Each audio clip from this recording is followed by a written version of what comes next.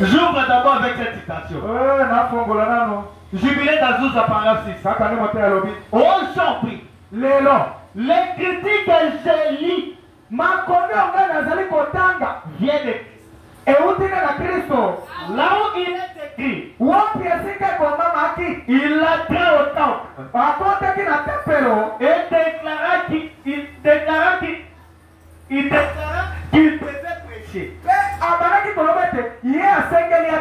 l'année de grâce. Et l'onction du Seigneur était sur lui. Il lit le livre et s'assit. Il dit que des précieuses paroles sortaient de ses lèvres. Là, dans l'Ancien Testament, une année appelée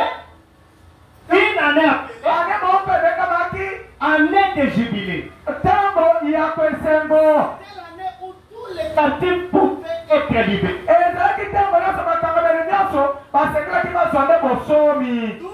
Mais qui avait été en captivité,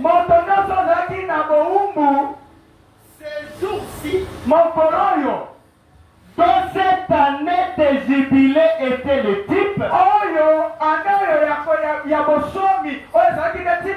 Mais maintenant, aujourd'hui peut-être, il ne s'agit pas de prendre un poisson et percer le c'est qui manquait.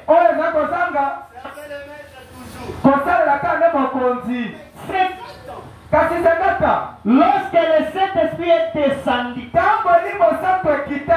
pour la première fois dans cette étape, amen. Là-bas, il était où? Dans une étape. Mais ici, c'est quand depuis qu'il est descendu dans cette étape. On montre que c'était dans une vacherie. Quand Jésus vint pour la première fois sur la terre. Non. Je n'ai pas dit ça. Frère Branham n'a pas dit ça. Quand Jésus vint la première fois sur la terre, dans la forme de la chair, Dieu, il naquit dans une crèche. Et quand il est venu à Los Angeles, il est encore venu dans une étape. Amen. Quand Jésus est venu sur la terre pour la première fois, il est né dans une étape. Quand il vient aussi ici à Los Angeles, il est né aussi dans une étape. Remarquez, Los Angeles, dans sa superficie, Kentucky se trouve à l'intérieur. Donc Jésus qui était né dans une étape, là à la crèche, si nous faisons la coalition aujourd'hui, il est passé de la crèche à la cabane. La cabane aujourd'hui représente la crèche. Alléluia. Un enfant à l'âge de 3 minutes, la colonne ne veut pas tarder au ciel. La colonne veut venir où? Et venir sur la fenêtre. Chercher le don emmailloté de Dieu. Quand Jésus était né, il y avait le croisement de 3 étoiles. L'étoile qui a quitté l'Orient à l'Occident se sont croisées.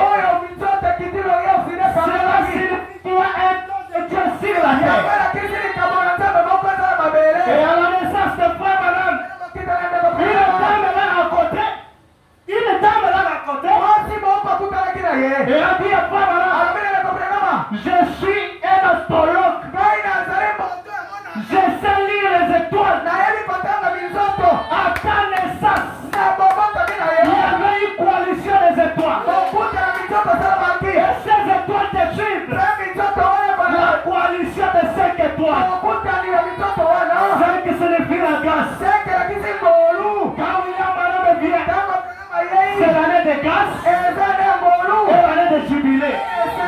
Alors ce matin, le message que je t'apporte doit t'apporter la grâce et le jubilé.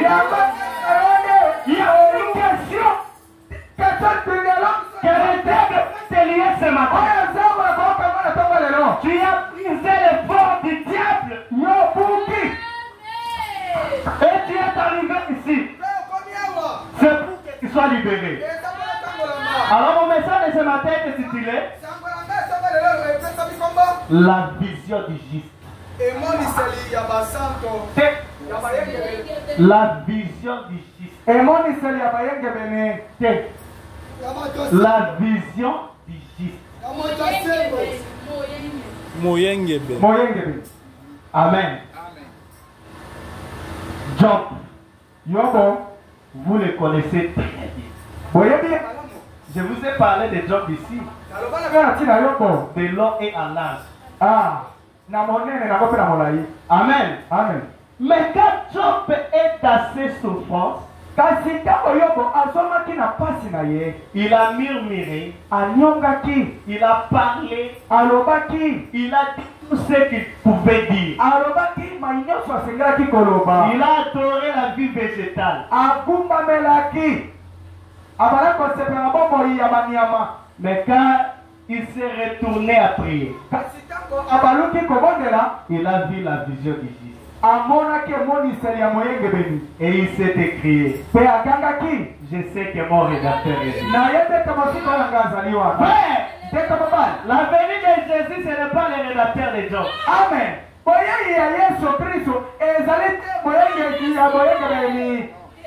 Ce n'est pas le rédacteur de Job. Parce que le rédacteur de Job, c'est celui qui se tient au dernier.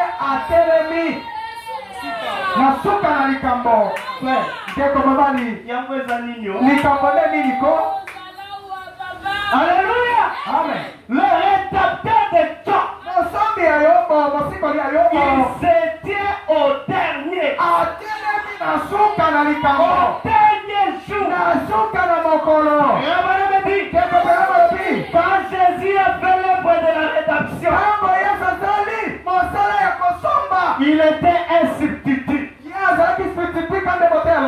Substitut veut dire prendre la place de quelqu'un d'autre. Alléluia. Amen. Parce que le 7e saut, c'est question de la jeunesse en Apocalypse. La jeunesse, quand tu as posé la question, il n'y avait aucun homme pour cultiver la terre. Pour cultiver la terre, la réponse à cette question, ce n'était pas Dieu. Dieu a créé Adam pour cultiver la terre. Cette même question revient à l'Apocalypse. Il n'y a aucun homme qui était dit d'ouvrir le livre ni de la regarder. Mais là, il y avait un ancien. Il a dit non. Regarde, l'agneau est là.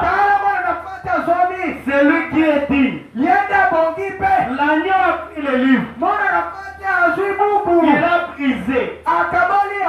Mais l'Apocalypse dit, ce même agneau revient avec le petit livre ouvert. Lui, c'est puissant. Sur la terre, il trouve un ange terrestre. Il lui donne le livre.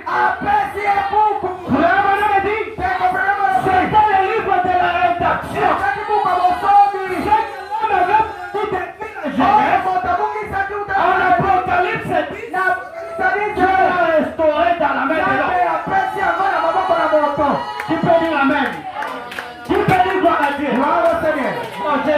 je lis. Un absolu.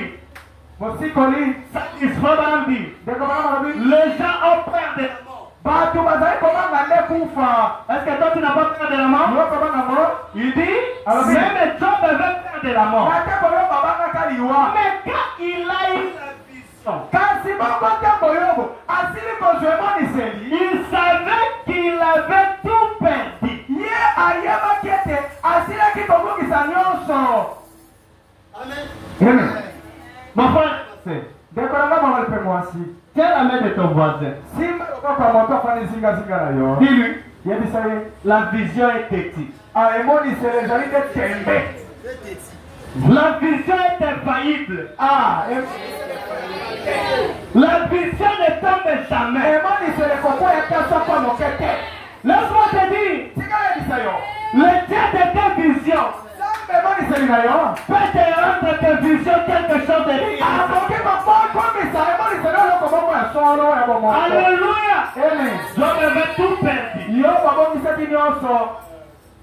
Il a perdu même sa femme. Il a dit pourquoi parles-tu comme une femme et ça se voyait. Il dit dans 112. Il était dans cette situation.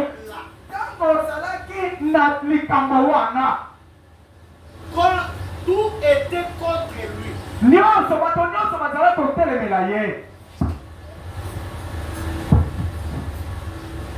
Tout était contre lui. Il pouvait se tenir. Il dit. Alors oui. Tout était contre lui.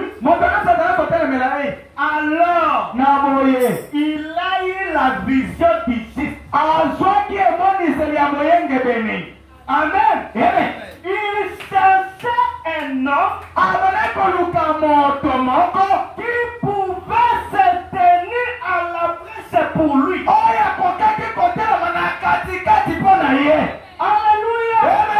Quand il était dans des conditions difficiles, il cherchait un homme qui pouvait se tenir dans la presse.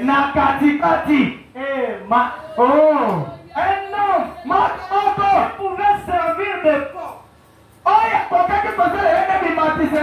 entre lui et le Dieu Tout-Puissant. Je te dis, cette question était restée miroite dans la Bible. Alléluia. Pour les enfants d'Israël, ils avaient leur prêche. Un homme qui pouvait se tenir à la prêche. Dieu a regardé. Moïse, je vais tuer ce peuple. Ton peuple. Entretien Moïse. Le peuple était à qui? Tu as dit, je vais exterminer ton peuple. Moïse a regardé. Seigneur, si tu veux atteindre ces gens, commencez par moi. Moïse s'est tenu à la prêche. Alléluia. Et dans ce temps de la fin, nous avons vu un homme qui vient se tenir à la prêche. Cet homme-là dit, je tiens dans mes mains les rachats de toute l'humanité. Le sang de Jésus, le sang de séparation. Il dit, Père, qu'aucun ne soit perdu. Un homme qui se tient à la prêche. Et cet homme-là n'est pas un pécheur. N'est pas celui que toi tu es en train de taxer, n'est pas mais c'est le juste. Alléluia. Il dit,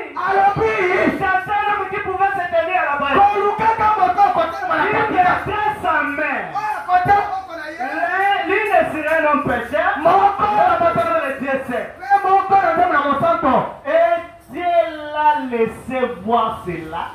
Nzambe atikaki ya mona yango 4000 en avance. 4000 ya mboyeya. Amen. Iyo. Toba vi William 4000. Alléluia. Yobo asilaki komona William Branham 4000 en avance. Uyambote Branham ya. Branham dit. Branham alobi. Quand il a vu, il s'est levé.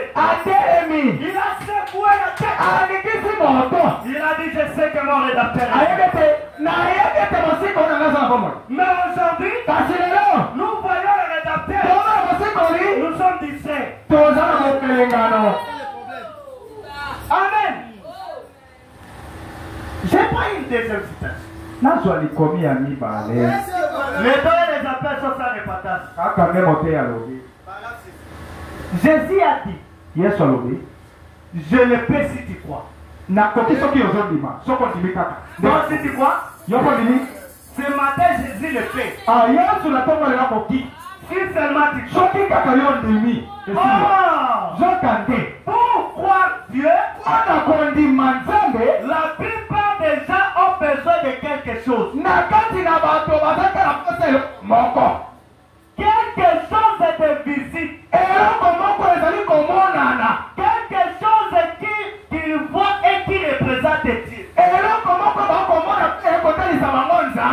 Je crois que l'une des choses la plus difficile que Dieu ait jamais eu fait,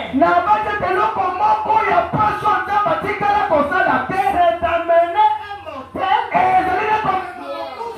de croire à un autre mortel. Est-ce que tu crois? Dieu le fait ce matin. Si tu crois. Mais la chose la plus difficile, c'est d'amener un mortel de croire à un autre mortel. Amen.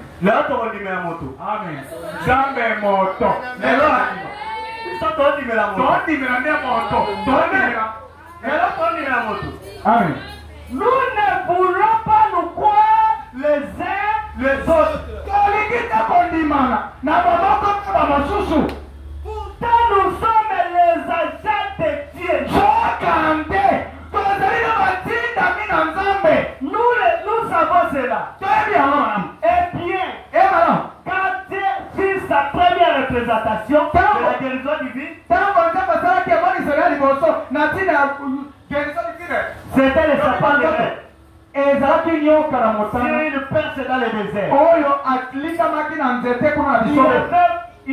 Quand cela est fini, il y avait point de vertige dans les rêves ou dans la perce. C'était une ordonnance de Dieu. Et personne ne savait exactement comment cela opérait.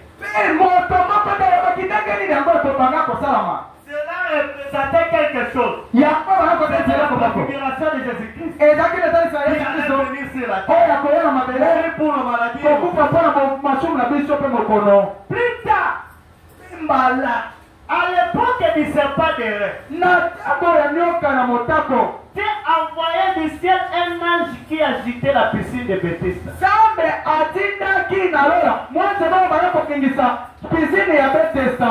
Quiconque entrait le premier, il guérissait.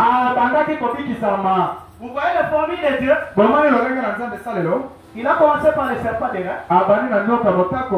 Après un moment, formule est changée. Il est allé dans la piscine. L'ange agite la piscine. Si tu entres en premier, tu es guéri. Mais le jour où l'ange là qui entrait dans la piscine a pris les deux pieds, il est venu à la piscine. La chose la plus difficile d'amener un mortel de croire à un autre l'ange est là dans la piscine Il trouve quelqu'un là-bas. Il lui demande qu'est-ce qui se passe. J'ai fait 38 ans. Il n'y a personne pour me jeter. Mais quelque chose nous dit quand l'eau est agitée et quelqu'un tombe à premier, peu importe la maladie, il est guéri. Il a dit prends ton lit. Lève-toi et marche. Amen. C'est-à-dire, c'est Dieu. Quand il fait des choses, il change de forme, il change de formule, il garde sa nature. Il est toujours Dieu.